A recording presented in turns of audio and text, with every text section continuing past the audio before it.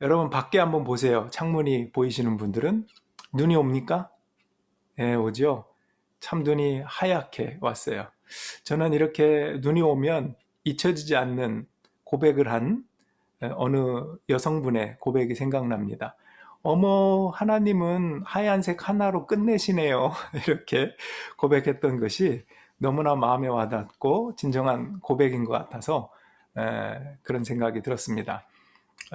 이렇게 하얗게 눈이 내려오면 우리의 초심도, 하나님을 향한 첫사랑도, 또 관계적인 면에서 그런 모든 것들의 근본들을 또 생각하게 됩니다. 오늘 눈 오는 날 함께 하나님의 말씀에 귀 기울일 것은 어떤 질문이냐면, 오늘은 질문 시리즈 7번째로 나를 왜 부르셨을까입니다.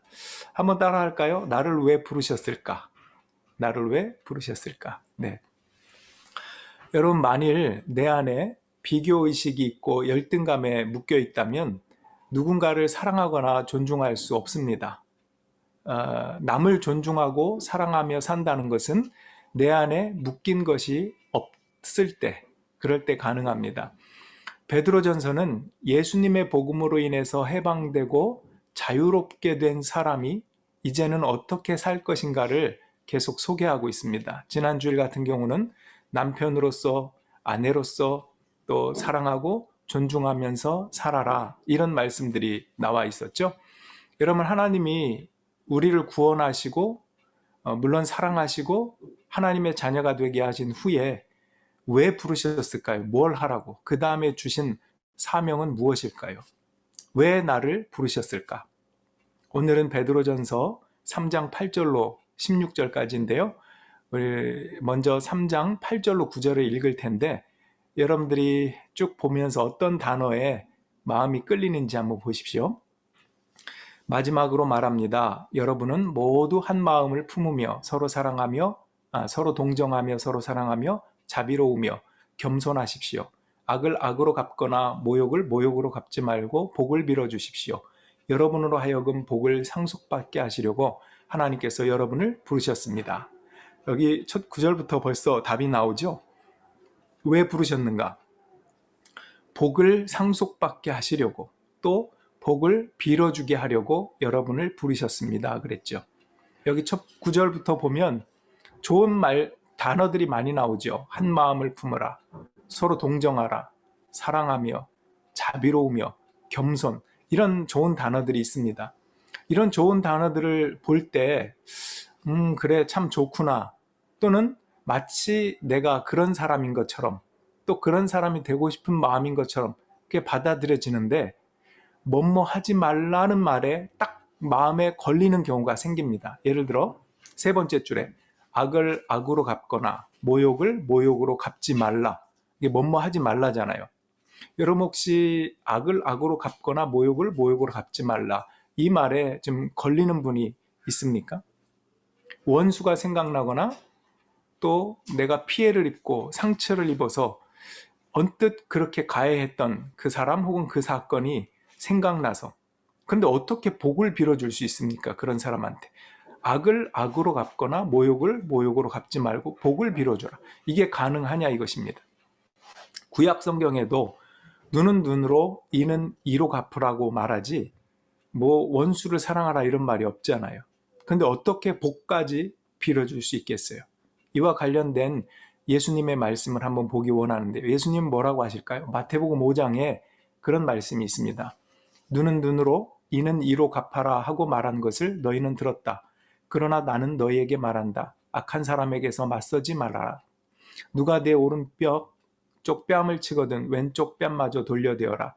나는 너희에게 말한다. 너희 원수를 사랑하고 너희를 박해하는 사람을 위하여 기도하라.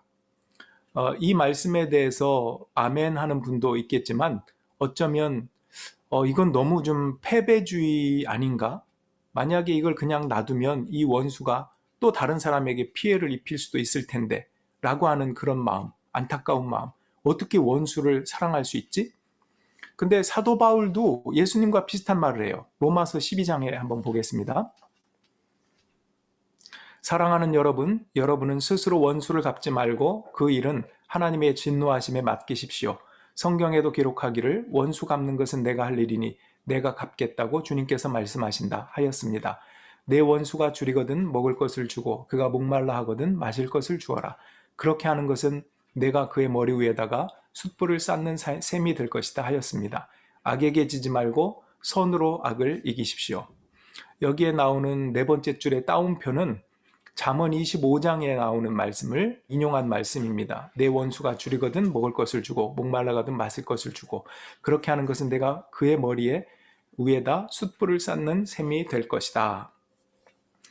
저는 머리에 숯불을 쌓는다라는 그 구절을 볼 때마다 생각나는 사건이 있습니다. 그리고 생각나는 사람이 있습니다. 제가 캐나다에 오기 전에 꽤 오래된 일인데요. 서울의 조그만 연립주택에 잠시 동안 살았던 경험이 있습니다.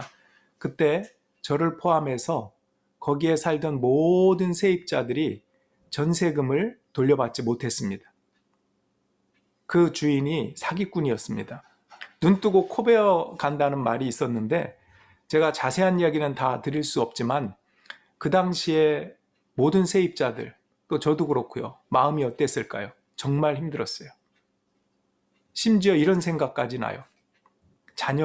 아이가 자기 실수로 넘어져도 그 사람 때문이라는 생각이 들어요. 얼마나 원망스럽고 마음이 괴로운지 모릅니다. 안 갚음하고 싶어요. 뭐든지 그 사람 때문이에요. 그 사람을 생각하면 가슴이 막 떨리고 화가 나고 그런 경험들을 합니다. 근데 이 사람은 워낙 도망다니는 사람이었습니다. 그래서 찾기가 힘들었는데 하루는 우여곡절 끝에 제가 끈질기게 찾아서 그 사람을 만났습니다. 근데 만났을 때 그 사람이 했던 말을 지금도 못 잊어요. 제가 전도사였던 것을 그 사람이 알고 있었나 봐요. 뭐라고 하냐면 저는 크리스찬입니다. 제가 법을 전공하긴 했지만 신학을 공부할까 생각도 했었습니다. 그러면서 뭐라고 하냐면 원수를 사랑하라고 했잖아요. 머리에 숯불을 쌓으라고 했잖아요. 그런 말 하더라고요. 정말 뻔뻔하죠. 원수의 머리에 숯불을 쌓으라는 말은 어떤 뜻이냐면 당시에 고대 사회에 화덕 관리를 잘못해서 불씨를 꺼뜨린 일이 있으면 화로를 머리에 이고 이웃집에 불씨를 얻으러 갑니다. 그러면 이웃에서 원래 이 불씨가 너무나 귀했기 때문에 친한 이웃도 그 숯불을 불씨를 주지 않는 법인데 원수가 와서 이렇게 숯불을 달라고 그래도 그 머리 위에 화로 위에 숯불을 올려두고 불씨를 주라는 얘기예요. 그렇게 악한 대접을 받았어도 선으로 대우하라. 그런 뜻 아니겠습니까? 근데 이 말을 당사자가 직접 하는 건 아닌 것 같지 않아요? 어떻게 당사자가 피해자에게 이 말을 할 수 있습니까? 제가 그 순간 원수를 갚고 싶어지더라고요. 제 손으로. 얼마나 모욕적인지. 근데 그나마 나중에 위로가 되는 말씀이 뭐냐면 다시 한번 보세요. 첫 번째, 두 번째 줄이에요. 사랑하는 여러분은 스스로 원수를 갚지 말고 그 일은 하나님의 진노하심에 맡기십시오. 하나님이 공정하게 심판하겠다는 거거든요. 그가 천벌을 받든 사고가 나든 사업이 망하든 법의 심판을 받든 하나님이 심판하겠다. 그런 뜻입니다. 하나님의 진노하심이 임할 것이다. 결국 그분은 나중에 구치소에 갔습니다. 근데 사실 제가 여러분들에게 말씀드리고 싶은 건 그거예요. 제가 계속 묶여 있었다는 거예요. 그분에게 묶여 있었습니다. 분노와 자괴감, 밥을 먹어도 소화가 안 되고 아마 마음속으로 원수를 몇 번이나 갚았을 겁니다. 그런데 하나님의 말씀은 뭐냐면 부모와 같은 심정으로 말씀하시는 거예요. 아들아, 그러지 말아라. 심판자는 나다. 나의 진노함에 맡기고 너는 내 삶을 자유롭게 살아라. 이게 아버지와 같은 하나님의 마음이고 그런 뜻의 말씀이라는 것입니다. 여러분 생각해 보세요. 부모가 상처받은 자식이 어떻기를 바랄까요? 그 사람에게 혹은 그 사건에 평생 묶여서 괴로워하고 힘들어하는 것, 그렇게 살기를 원할까요? 아닙니다. 매일 그 사람 마음에 묶어두고 괴롭게 살기를 바랄까요? 그렇지 않습니다. 그 원수 때문에 자식이 평생 동안 내면의 삶을 괴롭게 살아가기를 바라지 않을 것입니다. 여러분, 그 다음 말씀이 참 우리의 마음을 울려요. 연결된 말씀을 오늘 베드로 전서 3장 16절까지라고 했는데 13절 16절 한번 읽어보겠습니다. 그러므로 여러분이 열심으로 선한 일을 하면 누가 여러분을 해치겠습니까? 그러나 정의를 위하여 고난을 받으면 여러분은 복이 있습니다. 그들의 위협을 무서워하지 말며 흔들리지 마십시오. 다만 여러분의 마음속에 그리스도를 주로 삼아 거룩하게 하고 여러분이 가진 희망을 설명하여 주기를 바라는 사람에게는 언제나 답변할 수 있게 준비를 해두십시오. 그러나 온유함과 두려운 마음으로 답변하십시오. 선한 양심을 가지십시오. 그리하면 그리스도 안에서 행하는 여러분의 선한 행실을 욕하는 사람들이 여러분을 헐뜯는 그 일로 부끄러움을 당하게 될 것입니다. 우리가 금년 한 해 동안 가진 주제의 말씀도 가운데 나오고 있습니다. 여러분이 가진 소망을 설명하여 주기를 바라는 사람에게 온유와 두려움으로 답변하라. 영어 표현해 보니까 젠틀하고 리스펙트하면서 답변하라. 이런 주제입니다. 첫 번째 줄에 보면 열심으로 선한 일을 할 때 누가 해치겠느냐? 행여 고난을 받더라도 여러분에게 복이 있다. 아까 복이라는 단어가 나왔던 거 기억나시죠? 복을 유업으로 받게 하려고, 그리고 복을 베풀며 살게 하려고, 여기에도 복이 있다 이런 말합니다. 하나님을 믿고 사는 사람들이 원수를 통하여 관계에 어려움이 있을 때 아버지의 심정으로 그 사람을 버려두고 해방되고 나와의 관계 속에서 너에게 주는 사명은 이것이니 사명을 감당하며 살아라. 우리가 원수에게 묶이면 무슨 사명을 감당할 수 있겠습니까? 저만 해도 그 당시에 설교하기도 힘들고 아내와 함께 웃으면서 지내기도 힘들고 참 어려운 그런 순간들을 겪었습니다. 여러분은 그런 비슷한 경험들 없으십니까? 어쩌면 제가 당했던 아픔보다 더 큰 아픔을 경험한 분도 있을 것입니다. 여기에 보면 거룩하게 하고라는 말이 5번째 줄에 나오죠. 그리스도를 주로 삼아 거룩하게 하고. 이 거룩이라는 단어에 대해서 여러분 생각나십니까? 전에 말씀드렸는데 구약에서는 부정한 것이 거룩한 것에 닿으면 부정해집니다. 그래서 제사를 드리고 예배를 드리고 그랬어요. 근데 예수님께서 율법을 완성하시고 제사를 완성하신 그 예수님께서 뭐라고 하시냐면 예수님이 거룩한 그분이 부정한 것에 닿으면 죄인을 만지면 죄인이 낫고 깨끗해집니다. 그런 원리로 율법의 완성을 우리에게 허락하셨어요. 그래서 우리는 예수를 믿고 해방되고 죄로부터 해방되고 자유로워진 하나님의 사람으로서 어떤 복을 빌면서 살 수 있느냐? 예수님처럼 힘들고 아프고 그것이 심지어 악한 사람이라 할지라도 우리가 기도하고 축복하고 어루만질 수 있는 사명을, 그러면 예수님이 죄인을 낫게 하고 회복하셨던 것 같은 거기에 방불하는 소명, 그 사명을 우리에게 맡기셨다는 엄청난 것입니다. 그게 거룩입니다. 거룩하기 때문에 구별되는 것이죠. 부정한 것으로 구별되는 게 아니라 사랑스러운 것으로, 존중하는 것으로, 함께하는 것으로 이렇게 거룩해진다라는 것입니다. 그러면서 선한 양심을 가져라. 그리스도 안에서 행하는 선한 행실을 욕하는 사람들이 오히려 부끄러움을 당하게 될 것이다. 이런 권면의 말씀이 있습니다. 오늘 말씀의 질문은 뭐였습니까? 나를 왜 부르셨을까? 성경의 대답은 뭐였죠? 복을 받게 하고 내가 받은 그 복을 다른 사람들에게 빌어주면서 살게 하려고. 그 근거는 내가 잘나서가 아니라 예수님께서 그렇게 하셨고 나를 자녀 삼아주시고 구원해 주셔서 그런 소명을 주셨기 때문입니다. 소망의 이유가 뭐냐? 사람들이 그렇게 살다 보면 물어볼 것입니다. 너는 왜 그렇게 살지? 어떻게 그렇게 살 수가 있어? 어떤 때는 고난을 당했을 때 하나님을 의지하고 그 고난 속에서도 믿음으로 일어서는 모습을 보일 때라든지, 관계 어려움이 있을 때에도 거기에 묶이지 않고 하나님을 꾸준히 예배하고 또 감사함을 발견하면서 살아가는 모습을 볼 때, 믿지 않는 사람들은 너 뭐니? 이렇게 물을 수도 있어요. 넌 도대체 네 안에 뭐가 있길래, 소망이 뭐니? 이렇게 물어볼 수 있습니다. 그럴 때 뭐라고 얘기한다고요? 예수님 때문에. 이렇게 얘기할 수 있습니다. 1944년 5월 22일 16살이었던 에디스라고 하는 유대인이 다른 유대인들과 함께 마차를 타고 아우슈비츠 대문 앞에 도착합니다. 거기에서 어머니는 왼쪽으로 가고 자기는 오른쪽으로 분류가 돼서 갑니다. 그때 에디스 16살짜리 이 꼬마가 간수에게 묻습니다. 어머니하고 같이 갈 거예요. 아니, 너는 이쪽으로 가. 엄마는 목욕하러 가는 거야. 그리고 잠시 후에 간수에게 또 묻습니다. 어머니가 왜 안 나오고 있죠? 그때 간수가 이렇게 얘기합니다. 지금 저기 연기 보이지? 가스실 연기를 가리키면서 얘기합니다. 저 연기에서 이미 타고 있을 거야. 이제 너희 어머니는 과거 시제가 되었어. 그날 밤 이 에디스는 잠을 이룰 수 없죠.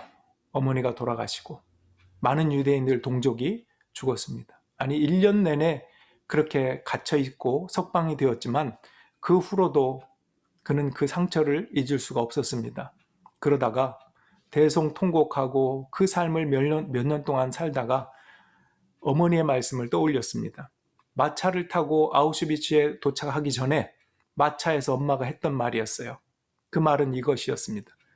아들아, 우리 마음속에 든 것을 아무도 빼앗아 갈 수 없단다. 우리 마음속에 무엇을 넣어놓을까? 그 선택은 그러나 우리의 몫이란다.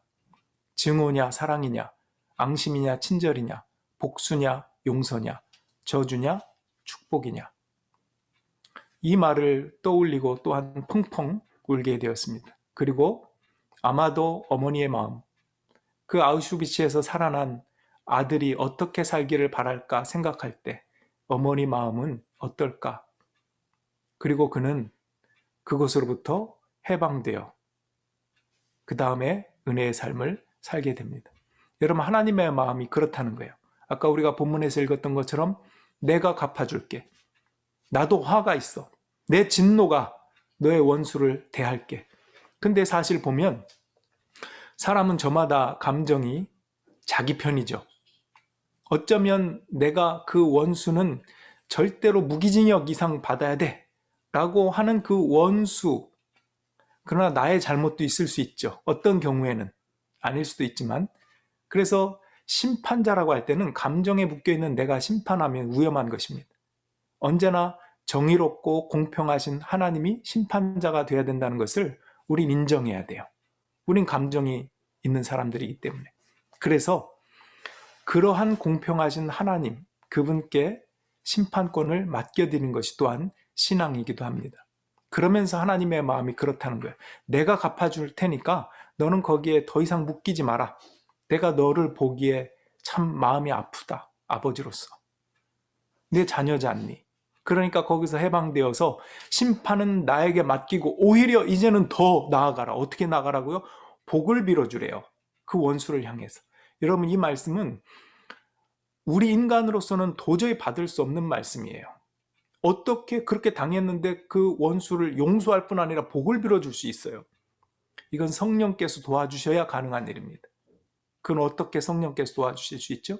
예수님의 십자가의 사랑, 그것을 알길 원하시는 성령의 역사가 우리를 도우실 것입니다. 여러분, 한편으로 이렇게 한번 생각해 볼까요? 관점을 달리해서 내가 하나님과 원수였던 사람 아닙니까? 크리스찬은 내가 엄청난 죄인이라는 것을 깨닫는 사람이에요. 크리스찬은 그런 죄인이 나지만 십자가의 사랑으로 나를 구원하셔서 자녀 삼으셨다. 나를 구원하셨다. 그 은혜를 아는 것도 크리스찬입니다. 그래서 정말 내가 주님과 원수되었고 성경의 표현으로 하면 아직 죄인 되었을 때 나를 사랑하여 자기 몸을 버려 십자가에 못 박히셨다. 이런 말씀이 나오지 않습니까? 내가 얼마나 큰 죄인인가? 그러면 겸손해지지 않을 수가 없어요. 늘 부끄럽기도 하고 겸손하고 누군가 나에게 너 왜 그렇게 살아? 그러면 사실은 나라 이런 은혜를 받아가지고 나는 남을 용서할 수 있고 복을 빌어줄 수 있고 그런 거야. 이렇게 절대 할 수가 없어요. 나는 정말 죄인이야. 정말 낮은 자세로 겸손한 자세로 할 수 있는 말이 뭘까요? 예수님 때문이야.